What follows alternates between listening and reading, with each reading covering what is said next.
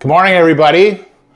It's Memorial Day weekend, and I thought what I would do today is I would show you one of my very first barbecue recipes that's been a family favorite forever. We call it Rod's award-winning chicken, and the reason is one time I entered a barbecue contest. There were 12 teams there, first time, and I took third place. The judges thought I had the best tasting chicken there, but they docked me on presentation. That's a whole nother story, but let me tell you, it's good. The people that were there were mad at me because they said they've been coming to contests for years. They've never even placed. How could it be that a rookie shows up and gets third place? So we call it Rod's award-winning chicken. So we got chicken today. Okay, so I'm going to start with brine. If you want to shortcut this, you don't have to do the brine. You can do the rub just on the chicken at the end. It's another quick way to do it. But so what I've got a little bit of water and apple juice in my brining bucket already. So I'm adding a little bit more. I'm adding a little bit more water. I got some spring water this morning. Then what I'm going to do is I'm going to add a cup of brown sugar, some maple syrup,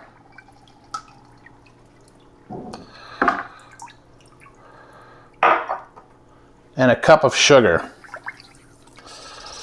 I'm sorry, not sugar. That was salt. Pardon me, that was salt, kosher salt. Then I add a little bit of ice. Cool it down. And then what I'm going to do is I'm going to stir it up.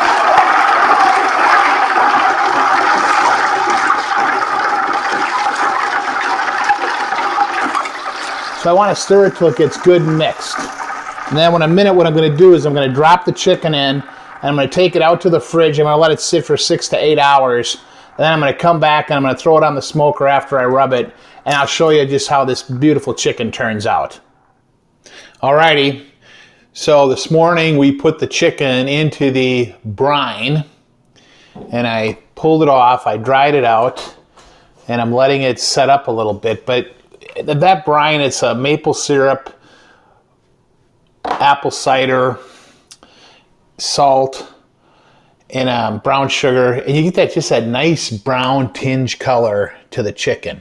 So now we're going to make the award-winning rub. Okay, so it starts out with brown sugar.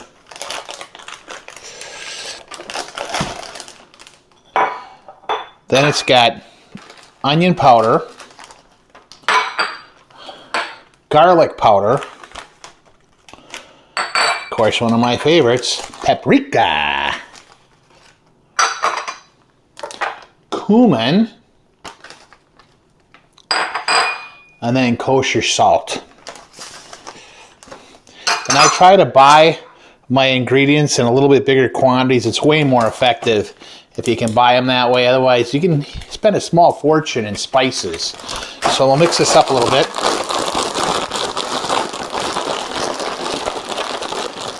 Alrighty, so we got the rub all mixed up. I took it out of the bag, crushed it up. You really got to work on the brown sugar. It kind of lumps up a little bit, but you can get it so it gets nice and smooth. Now, I've already seasoned the backside. I told you this little trick that I do before, that I always like to season the backside, and then once I put it on the grill, I don't have to flip it right away. And the other thing I like to do is I'm going to let this sit for 10 minutes before I put it on. And what will happen is this dry rub is going to make kind of like a caramel-like color to it. It's really going to get kind of interesting. It's really what the secret to this whole recipe is. Now, if you think about what we're doing, I've got the syrup, the maple syrup with the brown sugar and the apple juice, and then I match that with this brown sugar rub. So there's a little bit of brown sugar and sweetness, and that's what makes this the Tietz award-winning chicken. And whenever I serve this, I'm just going to be honest with you here, people say that it is the best chicken they've ever had. And it takes a little bit of work to be an artist on the barbecue, but this is how you do it. So what we're going to do now is we're going to let this sit for 10 minutes. I'm going to take it out and put it in the fridge, let the rub rest, and then we're going to go out to the smoker. Hey everybody, I'm out at the smoker now. And I want to show you this real quick. And this is what I'm talking about, is when you put this in the fridge, it kind of starts to caramelize. The chicken starts to caramelize, and it just really makes a good flavor. So what I'm going to do now is I'm just going to toss this on the smoker here. I know my grill temp's in my heat, so I put the thicker pieces where the grill's a little bit hotter. And I throw it all on. And then what I'm going to do is I'm going to go into a 15-minute rotation where I start to put my timer on in the house, and I go 15 minutes, then I flip, I do 15 more minutes, and I flip. And after 45 minutes to 50 minutes, my first pieces will be getting done. And then I move it into a transfer tray, and then I put it in the house till all of it gets done. And I can show you that as I kind of go along and how that works. But I got my grill set at 310 degrees F. Got the smoker running. I've got another one set up for another batch of chicken I'm going to put on over there. So stay tuned. All right, so I'm out here at the grill, and I've had the chicken on for 30 minutes. And so now if you want to take a look here, just how this is what starts to happen. It gets to be this nice golden brown color, and I flipped a couple pieces before, but just to kind of give you a look at what this looks like. And you can kind of see how that rub kind of caramelizes, but this is just looking awesome. I'm guessing we've got, I'll take a quick temp here for you. On the thighs I want to get to 170, and on the breasts I want to get to 165. So we got about, we'll be able to start taking chicken off in about 10 minutes here. Stay tuned. Okay, I'm out at the grill, and we're going to start checking temperatures right now. I check every piece and I make sure that they're done. The breasts are at 165, the thighs and the legs I get to 175 to 180. So let's see how we're doing. And then if there's some pieces that are done, I move them into this metal tray, and I take that and I put it on warm in the oven, and I just keep going on until I get it all into the oven, and then we're ready to eat.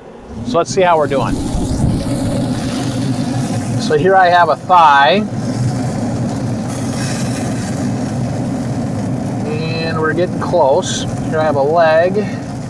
Now that leg is done. That over here. Got another leg that's done. So this piece does. We're getting close on this thigh here. Getting close here as well. But you can kind of see what will happen. I'll start checking the pieces, moving them in. Stay tuned, and the next time you're going to see me, I'm going to have a big pan of chicken in front of me to test. Okay, everybody, I'm back in the kitchen, and I've got the chicken off the grill, and this is how it looks. Remember I told you how it turns into kind of a nice caramel color? Just look how awesome this is, okay? And then a couple of things about this chicken that you can do. So one of the things is that you can do the brining like I did, or you can do the shortcut recipe where you just take and just rub it and then put it out on the grill that way. And if you're looking kind of close next to my right and my left, guess what I had happen today? A couple of my beautiful grandchildren. This is Chloe and this is Alex. You guys want to say hi? Hi. They've actually volunteered to try the chicken. Is Cool Guy a pretty good cook? Yeah. He is? Oh yeah, okay. See, I paid him to say that, right? No. No. All right, so Alex, here's a piece, Alex. Why don't you try that one? Take a bite out of that, and let's let everybody see what you think. That's really good. It's really good? Mm-hmm. Cool Guy's the best. Chloe, you want to try a piece? Okay, why don't you try this one right here, Chloe Bug. Go ahead, take a big bite and tell everybody how it tastes, okay? Okay.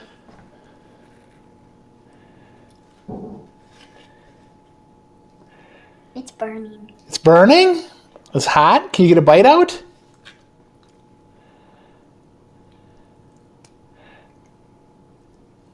There you go. Is it good? Mm-hmm. All right.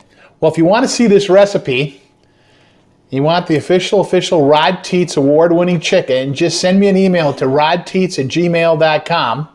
I have numerous people who send me ask for my recipes. Some people give me some feedback, say they're usually pretty good. So stay tuned and watch. Enjoy Memorial Day, by the way. And we'll be back next week with something else to whip up on the pellet grill.